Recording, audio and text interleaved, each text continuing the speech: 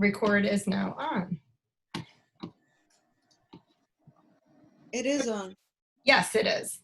Good afternoon, everyone, faculty, alumni, and I think we have a few students on the call today. And welcome to our 5th session of the Guarini School of Business Summer Speaker Series. I'm extremely grateful for today's speaker, Professor Karen Beerbower, who has contributed to organizing the summer series, and she has created all of our flyers. So I have been pestering Karen on a daily basis, asking her to make corrections and add new speakers and change Thursday to Wednesday and Wednesday back to Thursday. So she's been really unbelievable and very patient. So thank you so much. Karen is an alumna of St. Peter's. She's also a CPA, an MBA. She's a JD as well, so she has a lot of initials. And she serves as an assistant professor of accountancy and business law, and is also the CPA coordinator for our CPA track students at St. Peter's. Karen brings a wealth of knowledge and experience to the university, and she's always very enthusiastic to share her expertise with colleagues and students. She is also a very innovative instructor who likes to use new tools and technology to enhance student engagement and to improve the attainment of learning outcomes. So in today's session, Syllabi for the 21st Century, Karen has put together a great training and mini tutorial on how to use modern tools to create visually engaging and clear syllabi for courses. These tools and skills can also be applied to a variety of business examples outside of designing syllabi, such as branding, promotion, and creating marketing materials. So I hope everybody can get a little bit out of this session. And Karen would like the session to be interactive and informal. So if you have questions along the way, feel free to use the raise hand function and ask a question directly, or to type questions into the chat. And I'll be monitoring the chat during the session. So again, thank you so much to Karen Beerbower for preparing for today's session. The syllabi she's created are really beautiful, so I'm excited for her to share them. And thanks again for everybody for joining us today.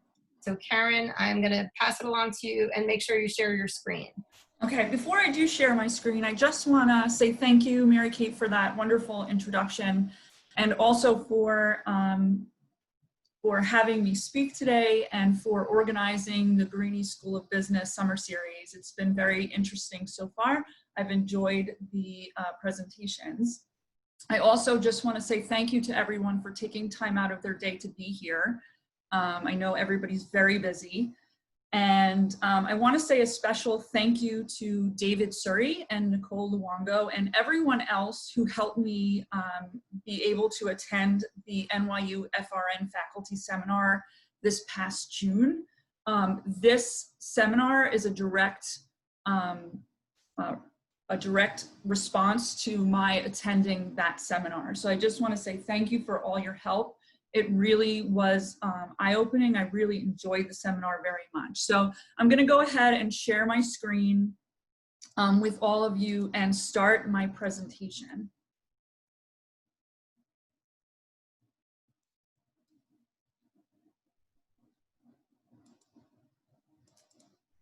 Okay, I would just ask somebody to let me know if you can actually see my screen. Yes, we can see. Okay, wonderful. So I'm just going to pause here for a second. I mentioned the NYU FRN Faculty Resource Network seminar that I attended in June, and the name of the class was The Craft of College Teaching. And one of the things that we talked about, it was a 5-day seminar, and this year was the first year that they did it virtually, and they did just an amazing job with having us do that virtually. But one of the topics that came up and we spent some time on was the syllabus. And so the syllabus, we were invited to think about our syllabus from a different perspective and to reimagine what our syllabus could be. So there's no thought to taking away the syllabus. I don't think the syllabus is going to go anywhere. It serves a very vital function of sharing information.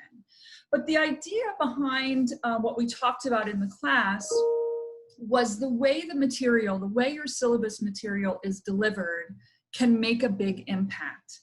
So both in tone and content. So we started to think during our class of ways that we could use the humble syllabus to do so much more than we use it for now. And from that class, we started researching infographic syllabi, and here we are today. So thank you, everyone. Today, I'm going to talk about 4 main points. Basically, the purpose of the syllabi, rethinking our syllabus metaphors, what are infographics, and then a new take on the classic syllabi using infographics. I'm going to give you some examples. So the purpose of syllabi, we all know that our syllabi conveys a lot of information. In many ways, it's the actual keys to our student success in classes. We are dealing with objectives for the class. We're hopefully tying them to assessments. Some of the faculty attended a seminar last week on just that. And the deliverables that the students have to do, the materials required, the grading schema, attendance policies. There's university language on plagiarism. So the syllabus is a workhorse, right? It does a lot of work for us, and what I'm going to talk about today isn't going to change that. So as I was just saying, the syllabus contains essential information. But the question is the information actually reaching the students? And I posit that sometimes, no, it's not reaching the students for many, many reasons. So take a moment and let me know if you can relate to this.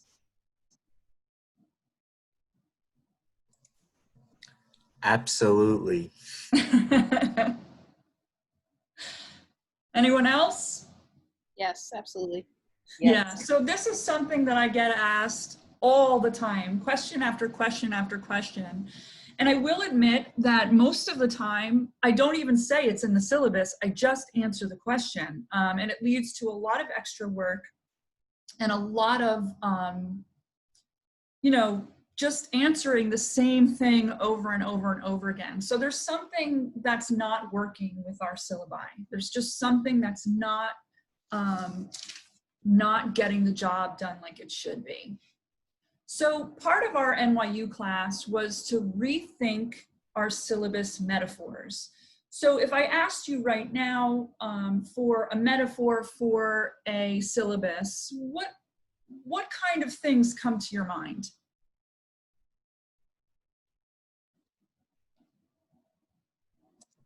Anyone?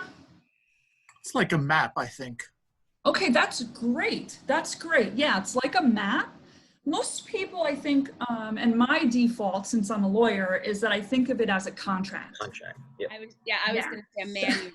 Yeah, so most of us, I think it's ingrained in us that our syllabus should be just a contract. It's, you know, it's going to lay out the obligations of the teacher. It's going to lay out the obligations of the student, and it's going to do it in a very formal way. And my invitation to you is to think about it more in terms of a welcome, right? So make it visually engaging, easy to understand with no dense language. So there's no barrier to the students feeling welcome to your class. Like Mark said, make it a map, right? Or a roadmap or a journey. Motivate and excite curiosity about your class in the students. And then thirdly, you can also, and there's many other metaphors you could use, but you could also think of it as an advertisement. So you can actually use your syllabus to invite students to engage and learn and tell them why your class is important to them. Show them why they need to take your class. And I think right now our syllabi as contracts, at least I was thinking of it as a contract, my syllabi were none of these things. They were not welcoming or didn't pose as a roadmap, and it certainly wasn't an advertisement for my class. So I'm gonna ask you to think of it as an invitation to a journey or an adventure. So I was looking around the other day for a seminar that I wanted to take on problem-based learning. And there's a website called problem-based problembased.learningworks.org that had this wonderful graphic. So I want to give credit to the people at PBL Works. This graphic really spoke to me. I'm a hiker, so this is what I'm normally looking at on the map. And we start at the trailhead, which is something you would do as a hiker. And this graphic actually takes you through the stages of learning. So stage 1 is to discover what the PBL is. So in our class, it's to discover the material, right? Stage 2, learn how to design, learn how to implement, right? Learn how to do the problems in accounting, or learn how to apply the law in my legal classes. Stage 4 would be to reflect on the lessons and tell me how it's affected you. And then stage 5, which is what I do use in my class, share and lead, is to turn and look and see are any of my peers, my student peers, having trouble with the material. And I invite my students to tutor or to teach the students if the other students who may be missing out or not understanding something. Because if you can teach it, then you understand it. So this graphic really spoke to me. This is how I will be thinking of my syllabi going forward. But I want to assure you that changing the visual and the tone of your syllabus doesn't change the key elements. So it's still very important that we include all of those key elements. We have to have our objectives for the class. They have to be tied to assessments and deliverables. We of course have to tell our students about the materials that they're required, where to go for help, and include all of that university language on plagiarism, attendance, etc. Because all of those things are really important and they really do help our students succeed. So we don't want to take those away. So you may be wondering at this point, what exactly are infographics? What is she talking about? Infographics are pictures that summarize complex subjects into stats, phrases, and icons. To work, infographics have to be self-explanatory, and they're off because they're often standing on their own with no explanation around them. The point is to be clear and concise in the messaging without being wordy or verbose. So concise, right? Getting your points, being clear, that's what infographics are about. They're it's a way of data visualization, sharing research and complex topics in a very concise way.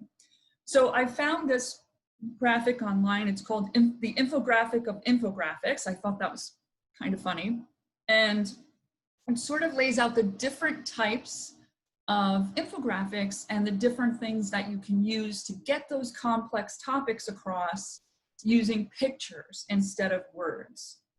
So right over here on the left are all the design kind of things, the different types of charts you can use, the different fonts and colors, the different, like keys to learning you could have, for your objectives. You could have what books you need. You can have quotes, you can have word clouds, you can have bar graphs. I mean, it's really endless what you can do. That may seem a little overwhelming at first because you might be thinking, I'm gonna be staring at a blank slate, I won't know what to do. But I have some really great resources for you that's gonna help with that. So these are some examples specifically for education and to show how infographics speak visually. So for example, on the left, instead of writing our normal grade schema, midterms are worth 20%, final 10%, et cetera, you can put it into a pie graph, and then the student can actually just see visually that, hey, tests and major papers are 40%, and that's a lot more than these other parts of the class. Right, minor paper, 25%. So it's just a good way of visually representing what it is we would normally say with words. I love this graphic, the second one, in our classroom. This is something I'm going to include on my syllabus this semester, especially with COVID-19 and the distance learning. It's really important, I think, to be building a community. So in this graphic, it says we respect each other, we try our best, we are a team, we learn from mistakes, we create and we celebrate each other's success. These are things that I tell my students anyway, but to have it in a graphic format that they can revisit, I think is really helpful. I'll probably post this on my Blackboard as well. So, you know, I try and run my class as a team. I try and make students understand that a lot of times you learn accounting from getting it wrong. So I think that's a helpful graphic. And then the last one on the right has to do with course goals. So your course objectives. And instead of, again, having paragraph after paragraph explaining what your course goals are, this is just a very concise, short, visual way to make them more interesting, more engaging. So just 3 examples about how infographics speak visually. Any questions on any of those?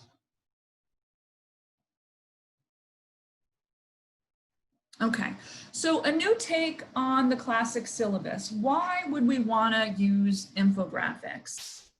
So I attended a seminar the other day from a company called Simple Syllabus. And Simple Syllabus is a data repository. So they come into your school and they set up this repository for all syllabi that anybody uses at the college, and then they're there to update, and they have a really kind of interesting way of, you know, administrators can put in the language that the college wants, and those teachers can change different things about the rest of the syllabus. But what struck me the most was they did a lot of research, and up here next to the graduate, right next to that, there's 2 pencils. The first pencil on top talks about the syllabus page count on average from, you know, it was a data set that they actually, I think they said they maybe contacted 3,000 teachers or something. And the minimum page count for a syllabus was 2 pages. The maximum was 14, and the average is 6. Now, I will just admit to you that mine is 7. And that's without the weekly information, which I put separately. So my syllabus is pretty long. The next pencil, the red pencil down below, talks about words. How many words are in our syllabus? And the first, the minimum was 580, which is a lot. The maximum was 4,120, and the average was 2,076. So my syllabus is a little longer than average, 7 pages. So I'm thinking my syllabus is probably right about maybe 2,200, 2,300 words. I've never counted them. I never even thought to count them, to be quite frank with you. And there was a lot of other information, but those were the 2 statistics that really stood out to me. And I just actually loved the way they set them forward with the pencils. I thought that was clever. So our students typically don't just take 1 class. We advise our students to think 30. And we want our students to take 30 credits in a year, so 15 in each semester. That's 5 classes. 5 classes at the average of 6 pages. That's 30 pages of information that the students get from us the first week of school before we've given them any material, right? So you could see why they're just drowning in paper and maybe asking for a little help. So what I'm asking you to do is maybe just think about different ways that we can make our syllabi a little more visually appealing and maybe a little more concise. So we're going to make it clear, visually interesting, and stir curiosity. I'm going to talk about a couple pitfalls with our syllabi. So our syllabi tends to, at least mine does, I think of it as a contract, and it's essentially a wall of words. It's not inviting. The tone isn't welcoming. sometimes it's harsh language, you will do this, or, no late homework, or, and those are definitely things that we need to let our students know. But when it's just words after words, paragraph after paragraph, it can be difficult to differentiate what it is we're really saying. So I do think tone matters and appearance matters. The second picture over there on the right says TL, DR. I don't know if anybody's heard of that before. It's a slang on the internet, and it means too long, didn't read. And I think that my syllabus at 7 pages kind of falls into that too long, didn't read category, because I'm not really doing anything to make it interesting for them to read it. I actually sat down to read my own syllabus, because it's that time of year to redo our syllabus, and my eyes were glazing over. It's just not very interesting. And that really made me think I have to change something. And then the other reason to kind of switch over or start incorporating some infographics is because, like it or not, our students are digital. Our students spend, they absorb information visually. They're on Instagram, Pinterest, YouTube, TikTok, Facebook, you name it, Twitter, and that's just the tip of the iceberg. They are digital, and when we hand them paper syllabi, that's all fine and good, but I don't think they're really used to that format. So students are used to websites, QR codes, and digital media, not paper.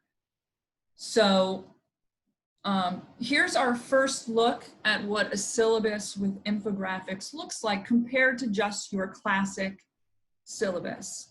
So the one on the left is the classic, and the one on the right is just a different interpretation using different fonts and setting out the learning objectives in a different way. It's having a picture for the required text, which I'm sure a lot of us already do, at least on Blackboard, most of us do that.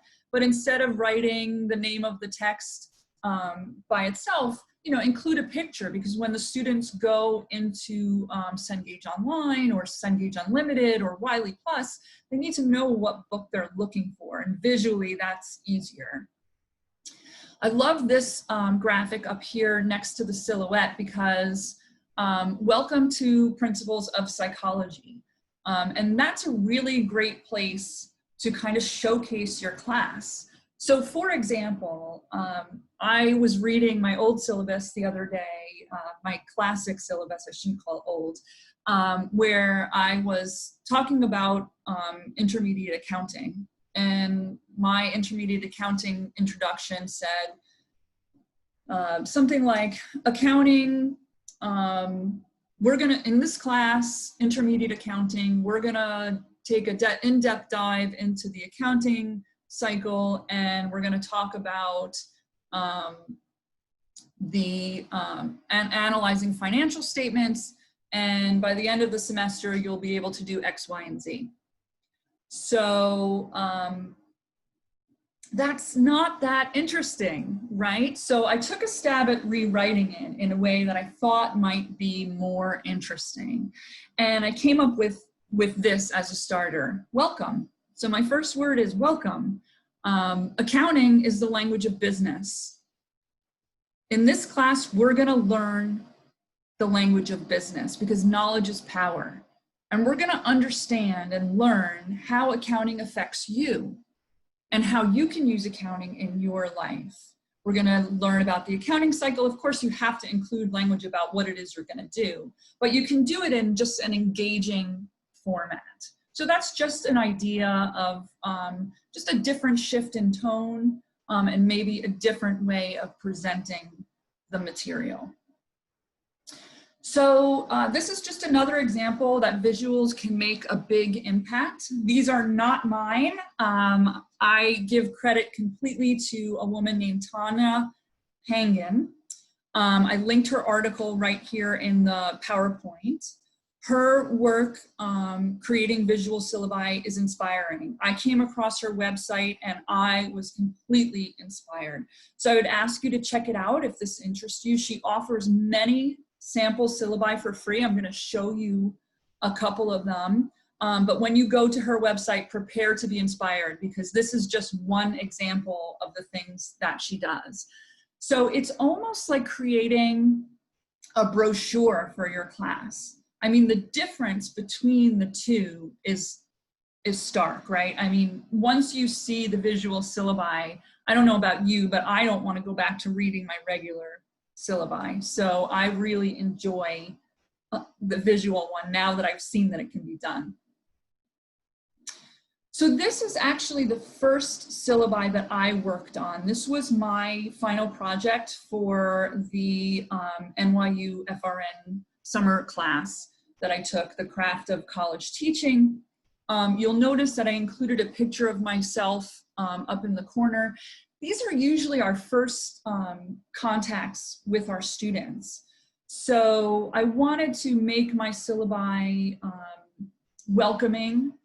You'll see right at the top, my name is spelled out. My students have a hard time with my name for some reason.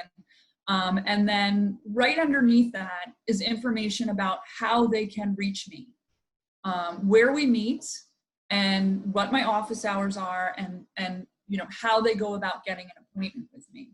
Right underneath it is the welcome that I was telling you about, right? Accounting is the language of business, and knowing that language equals power. We'll learn, we'll share, we'll collaborate. Oh, and by the way, we're even gonna have some fun. So, you know, just to make it a little more interesting. Along here in the blue section, that's the textbook we're gonna be using this semester. They need to be able to use Blackboard. Here's a visual of their grades, how I'm gonna be determining their grades. And then down below, I included a section that's sort of a snapshot of the semester. So they know right from the start that test 1 is gonna be on October 10th. It's gonna cover chapters 1 through 4, and there's just a little introduction about what it is. I do that for test number 2, for the final exam, and then for their group project and when that's due.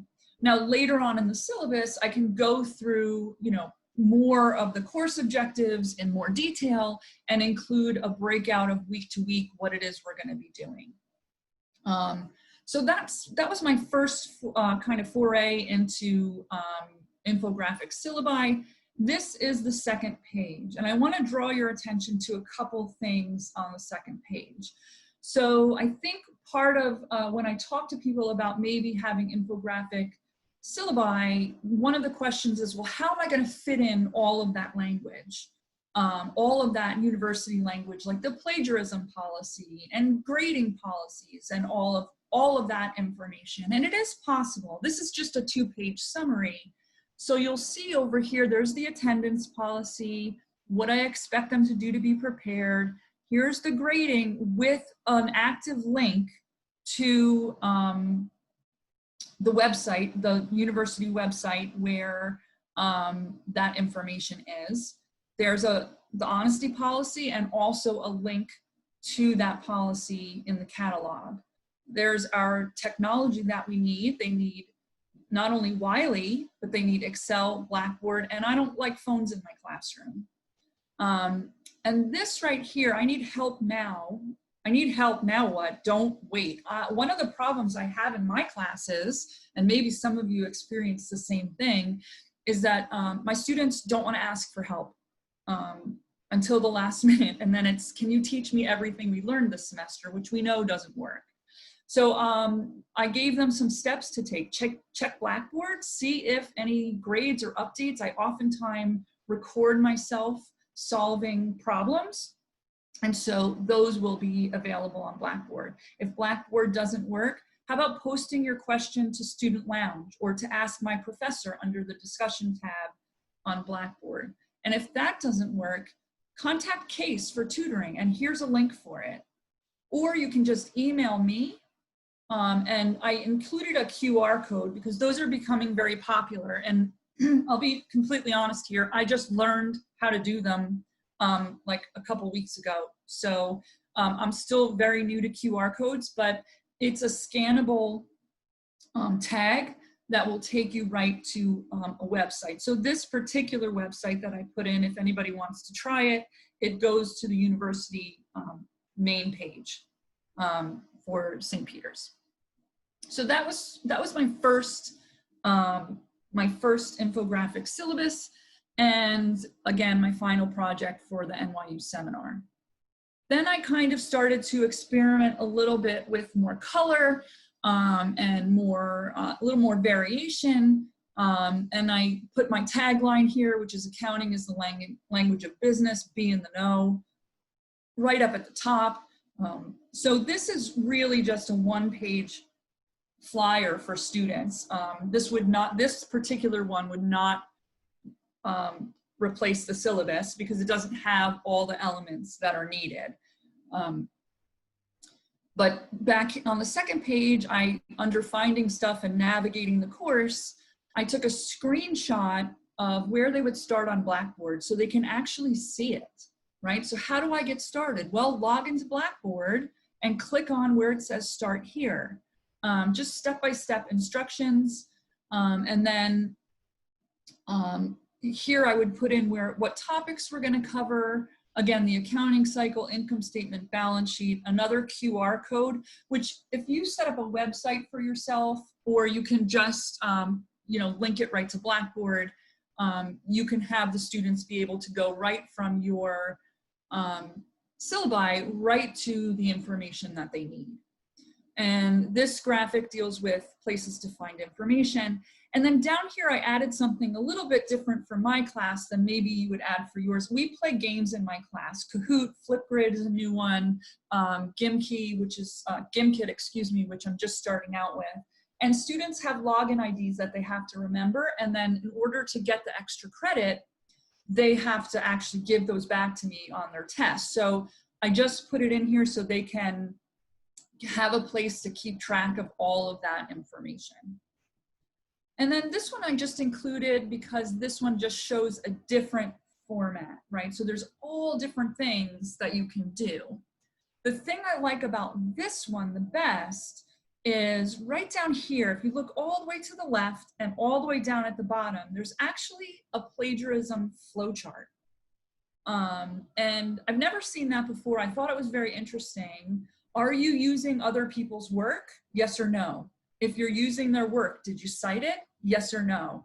So it's a really easy way for students to go through and see, hey, am I plagiarizing? And it can be a problem. So it's nice to have that. Here's just a different way to do the grading policy all the way down at the left. A bar graph can be helpful. Materials are listed, the semester at a glance in a different way. Another quick, this one I used Visme for. Visme is an application. I also used Pictochart. Pictochart is the one I used to make the graphic for the flyer for the Guarini School of Business summer lecture series. Visme is another tool which you can use for free that has, what's the word I'm looking for? Templates. So that you're not reinventing the wheel. And I don't want you to reinvent the wheel.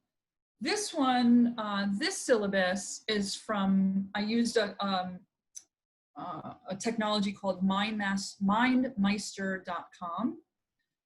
And I am not a huge fan of this for the syllabus. I feel like it's a little disjointed, but what I thought I would share it because I thought it could be helpful to others in planning their course.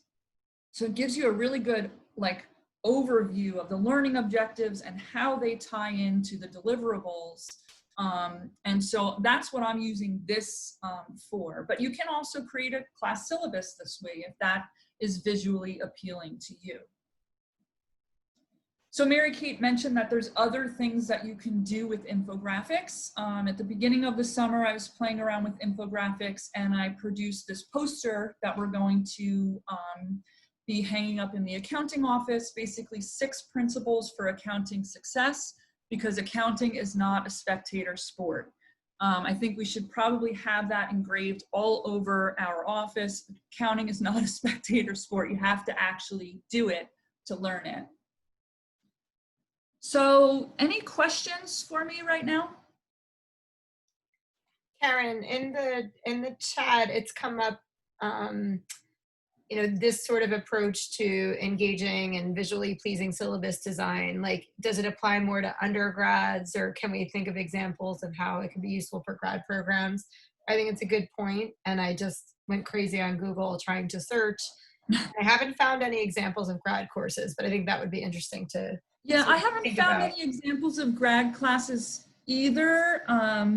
However, I am developing AC 520 this semester over the summer, and while I will not be using a completely infographic syllabus, I will probably be trying to make my syllabi a little more visually engaging. But you're right, it is really more at the undergraduate level, I think, that we see these so far. So I just want to show you a couple other graphics, and then take some questions, and maybe, you know, if you have any questions about actually doing it, we can go through those as well. But I told you about Tona Heingen, and she is really amazing. So your journey starts here. Don't reinvent the wheel. The information and the syllabi that I designed came from templates. It's certainly fine if you go to Google Docs, you start a Google Doc and you just start going, and that's wonderful if you can do that. I tried that, and I was looking at a blank page, and I just really wasn't very sure how to start. So I started looking up what other people do. So here is, hopefully this will open.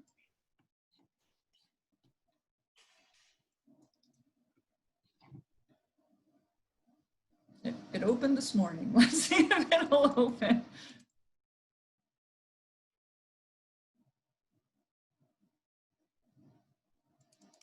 Karen, Yeah. as you're doing this, I'm thinking of two things. Well, the biggest thing I'm thinking about too is just so everybody in here, especially since we'll be dealing with remote learning and distance learning this semester. One big hint from Quality Matters is that, like, they always want you to do in order to meet the standards of Quality Matters, like a distance learning course, there's something like at the beginning, they always suggest a scavenger hunt. I haven't seen it a lot in people's courses, like where you're supposed to go on a scavenger hunt at the beginning of the course to introduce it. So I'm thinking, even now, this is such a great way to get your students engaged. Maybe those of us who have traditional syllabi, they could create one of these as like an introduction I'm saying, like, those of us who don't have time to do this, the students create it. And then in a way, you could eventually use those as templates. Those of us as professors that are like, oh my gosh, this is so much work, I don't have the skills. Guess what? I bet the students have the skills. And I think that's a really great idea. I hadn't thought of that. I think that's really just a great way to utilize our students' knowledge, because they are, in many situations, in many circumstances, better at it than us. And there is a learning curve to this stuff. Like, the first one took me probably a whole day to do. Now I did one the other day in about an hour and a half. So there's definitely a learning curve. And once you figure out where the resources are, you can absolutely do this. But I love that idea. And Philip just said it should be a student competition. But yeah, absolutely. I mean, it's something you share on the discussion board instead of the regular introduction. Like, say, take the syllabus and create an info, like, again, however we want it. I mean, I think it's a great idea. I'm so glad, Nicole, and actually it's so fortuitous that you're talking right now, because the next thing I want to talk about that this Tona Harden does so well is she has the classes broken out, and she spells out what exactly the students are going to do, what's due, and it's built right into her syllabus. And I bring that up because Nicole Luongo was good enough to provide us with a sample syllabus for this semester, so that we can just plug and paste certain things. And it actually includes this very thing. We'll have to, of course, populate what we're going to do in the classes, but she's already done a lot of the heavy lifting. So I did want to say thank you, Nicole. It's really a full distance learning committee, because this, and Mildred I think is in here too. I mean, we worked on this for the fully online programs, and David helped me. We kind of modified it to anyone to use, and it's just, you know, it's a wonderful resource. Thank you so much to all of you that worked on it. I was looking through it this week, and I'm so grateful for it. So this syllabus, again, just has different ways of presenting the information. So question and answers about the policies, resources, and advice. So that's just another example. I'm going to try and get back to my screen here with my PowerPoint. Let me see if I can do that. Okay. And then here's another one. I thought this one was just really clever. I hope it will open.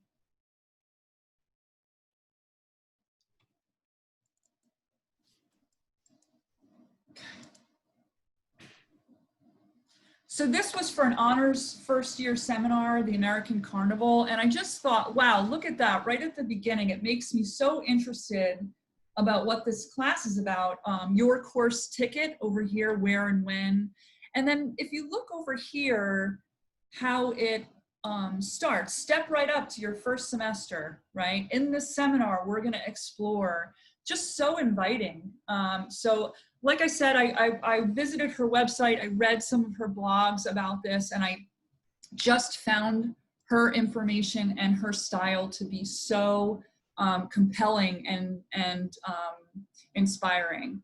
So I listed a bunch of resources here for you. It looks like a lot. The resource at the very bottom is that I asked Nicole ahead of time if I could share that Google Doc that they created with the sample syllabus. So that's there for you. There's a lot of different resources. So those templates that I used for the syllabus that I produced myself, those came from a website called Teachers Pay Teachers. And if you haven't heard of that before, that is a very rich environment for teacher resources. So Teachers Pay Teachers is a place where you can go to, and I'll go there right now just to show you how easy it is. So this is Teachers Pay Teachers. The whole idea of this website is that teachers create resources and then they share them. And they do charge for them. Some of them are free, but if you just go to this website and type in syllabus, all sorts of syllabus, editable syllabus come up. $3, $2.50, you know, very expensive to $3, right? And I think there's some free ones up here. So it doesn't have to cost a fortune. There's one for $1.50. You can just click on it. If you buy it, you download it, and then when you open it up, you just have to kind of fill in some of the blanks. So it really does a lot of the work for you. Okay, and then that's my contact information. So I'm gonna stop sharing my screen if that's okay. And then I'll join you back in the main section. Okay, so I hope that was helpful. I'm hoping that if anybody has any questions, you feel free to ask them. I'm happy to help. I actually really enjoy this topic. So if anybody's interested at all, I'd be happy to show you how to make one of these or how to just get started. So Karen, a couple people were asking if I can share, or we can share the PowerPoint itself. And also Karen created like a very nice sort of 2-page summary that's also visually engaging. So she's practicing what she's preaching. And I do want to share with everybody, David and Nicole, can I send them to you? And would you mind sharing with like the faculty distribution list? And then I'll also share the YouTube from this session, which will be created after we stop recording. Yes, David. David, you're muted. Oh. Nicole and I have to run to another meeting in a moment, but this is wonderful. One of the things that several people were raising in the chat group is, will it be confusing to students across department, or do we need consistencies in our syllabi? We don't have consistencies now. I mean, if you look even within your department, they really vary. And they certainly aren't consistent across departments. The points that Karen raised so succinctly in the beginning about what has to be on a syllabus remain the same. But this is one of many fresh ways to do it. And I think actually students might find it more interesting if the syllabus vary, as long as those bases are covered. I mean, I think sometimes we don't give our students enough credit. And this is another way. And I really, I wrote down a lot of things I'm going to do, and some I won't. But I think it's really important, just your syllabus is yours. You do have to have it approved by your chair and the dean. We have a dean here. She's not paying, oh, she is paying attention. Good. But I think this is great, and you should really, your students in your classes better than anybody else, and you know what works. So I think these are great ideas, and I want to thank you. But I got to go now. Thank you. Thank you very much. Thank you. Yeah, I just wanted to add a point. I mean, Karen, this is definitely like very insightful to engage our students better. And I thought that graphic in the beginning, how many people have said, oh, it's in the syllabus, really made it relatable. But I think even a further step, I'm glad you touched upon the infographics and whatnot, because I think one advantage that we all can do in our own departments is that, how many of our students know who the faculty members are in our departments before they get to class, right? So it's like, they may be an accounting major, but, they take Karen's class or Bridget's class or mine, but they may not take Lori's class until later on, and they may not know who she is or have met her face to face. This presents an opportunity to do an infographic to say, hey, by the way, if you're in this major, this is what the department looks like. This is who our faculty members are. That might be a missing piece that we have an opportunity. So there's a lot of opportunity with the content you gave just outside of syllabi as well. So thank you for that. Yeah, I agree, Philip. I think the idea, and I didn't think of that, and that's why it's so great to share with everyone and get feedback. Maybe those departmental handouts that we did, do something with that. So a great idea. Thank you so much. Absolutely. Thank you. Karen, Alberto? yes. Suman, you better not cut off Alberto there. Yeah. I was thinking that maybe even using part of your syllabus in your, in the design of your online site in Blackboard, sometimes they look so boring and so uninteresting, and making it much more interesting and more appealing to the students can make it more attractive. Bring your students, make it more interesting so that they can use it more. Also, when you are advertising, talks like you have been doing and we have been doing, bringing a good graphic in the email is much more interesting than just putting the text, just making it more attractive, making it more competitive. You're doing good marketing, that's to attract for the activity, right? Right. Thank you, Alberto.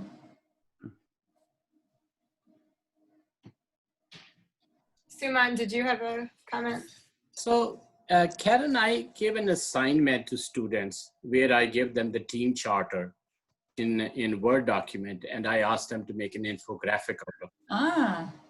So what happens is, and I see infographics as white on drugs, because it basically they make the pictures in PowerPoint, they take the bits and pieces from different areas, and they put it together on one page. The only concern I have from time to time is that when you put the whole document on one page, different students see different meaning out of the same infographic. I give the same team charter to all the students.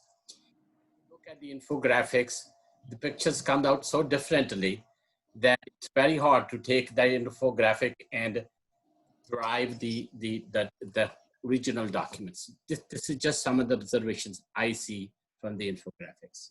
Yeah, I'm really glad that you shared that. So you actually have experience having the students utilize this. I don't have that experience yet. So that's very valuable feedback. Thank you very much.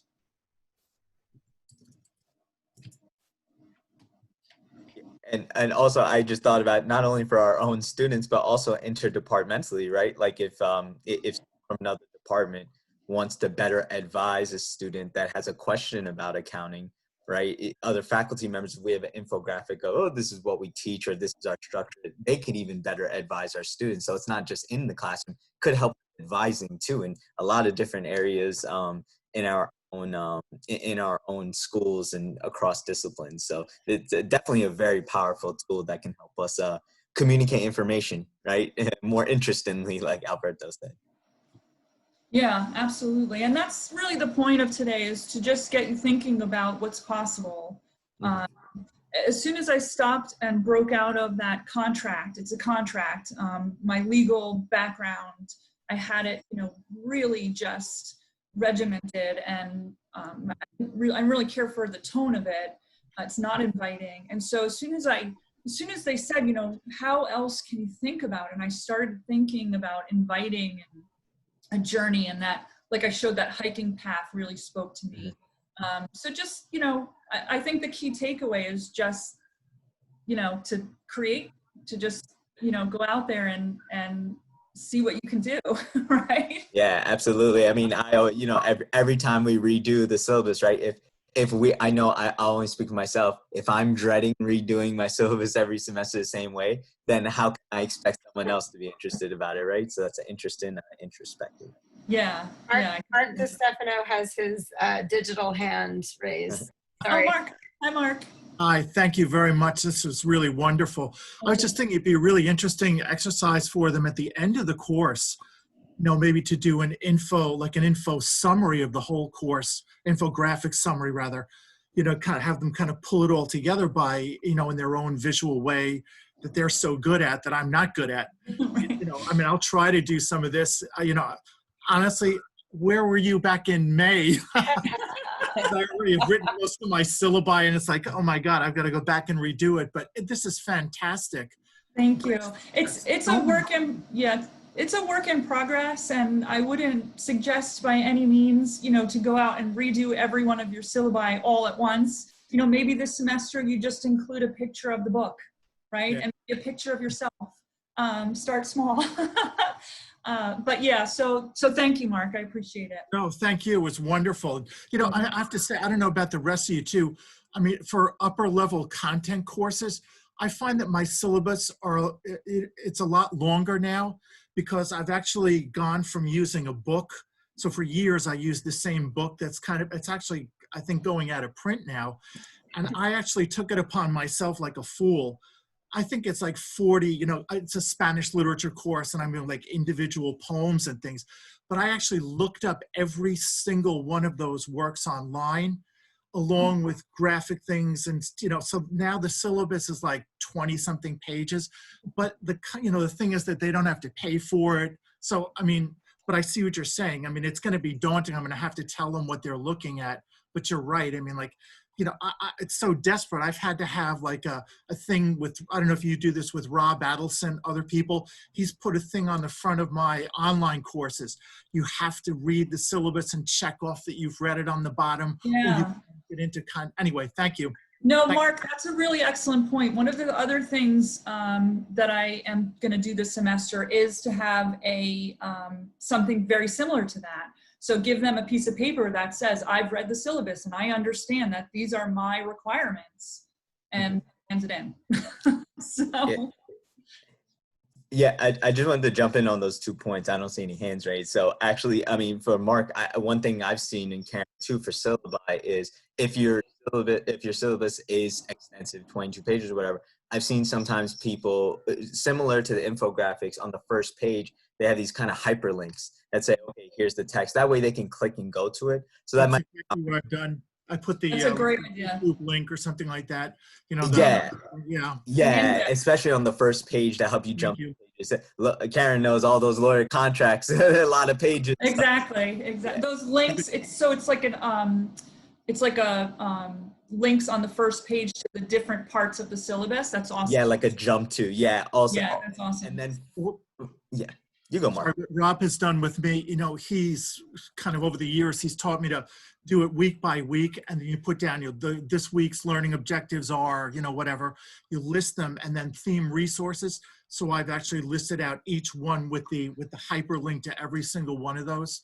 So, but yeah, you know, the more I try to hook it in, it just gets longer and longer. But Yeah, it's forcing me to think outside the box, which I never had to do before. Yeah, I think where I might start is to, so I'll be sending out a 2-page summary of the PowerPoints, and that's kind of what I'm trying to do with my syllabus, or with like a weekly, like this is what we're doing this week, and it'll be 1 page, and this is everything you have to do in one place. So that's kind of, I'm gonna start with all of this. I have a couple of syllabus done, but for the most part, I'm gonna start there. Yeah, that's excellent. And I think as far as, you know, talking about the checklist that Rob said for, oh, I agree, I read the syllabus. I know one thing I was trying to implement, and I've seen it months ago from another professor, I don't even remember where, but I think they do it's like, and this is from the AAA actually, Karen, Accounting Association. They said what you could do is do a syllabus quiz, and that might be your first assignment or something, because whatever point total you want to assign to, but it's more of that person, you're testing their knowledge on the important things, right? Like, okay, how much are they, at least that you can get comfortability that, okay, you got points because you actually read the syllabus. It might be another interesting way than signing off. So just an example of how to do that is use Kahoot. Yeah, that's perfect. I've done that, yeah. So that's a really good tool to use as well. Yeah, absolutely. Hand up. Yes, I wanna say that was an excellent presentation, Karen. You did a great job. Thank you. Yes, you're right. I mean, online syllabus is different from the face-to-face. Sometimes it has to have every single detail on it. So I used, you know, somehow, you know, some of the samples that you showed, I have like a very detailed, you know, calendar. I call it calendar basically. And for each meeting and each week, specifically for my online classes, with the hyperlinks as well included in that calendar. So I post the syllabus, and then on the Blackboard, I post the table, which is a calendar separately from the syllabus, where they know exactly what they have week by week. And pictures would be very, very helpful. Like you're saying, it's very, you know, I loved it. And, you know, I have the picture of the book, for example, because I got emails from previous class, let's say, that saying, oh, which version you want, which you know, edition you're looking for. So I have that visual thing. Visual will help students a lot. And I could tell you from my previous experience, you did an excellent job. Thank you so much. Thank you. And thank you, Karen, for attending. I really appreciate it. I know we're all so busy, so it means a lot that you're here. Yes, thank you so much to Karen. Phil? Oh, I just wanted to give... I can't raise my digital hand. I have to just listen because I'm the host. I just wanted to give a quick congratulations to Karen for receiving her MBA from St. Peter's University. Thank you. Oh, wow. Thank you. Congratulations. You know, a true St. Peter's alumni, JD, CPA, all the above. So it's one of our great alumni.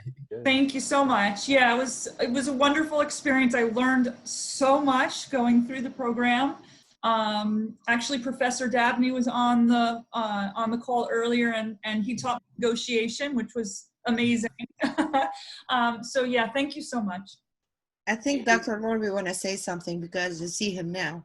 Hi, Carl. You're muted, We can't Carl. hear you, Carl. You're muted. Thank you so much, Karen.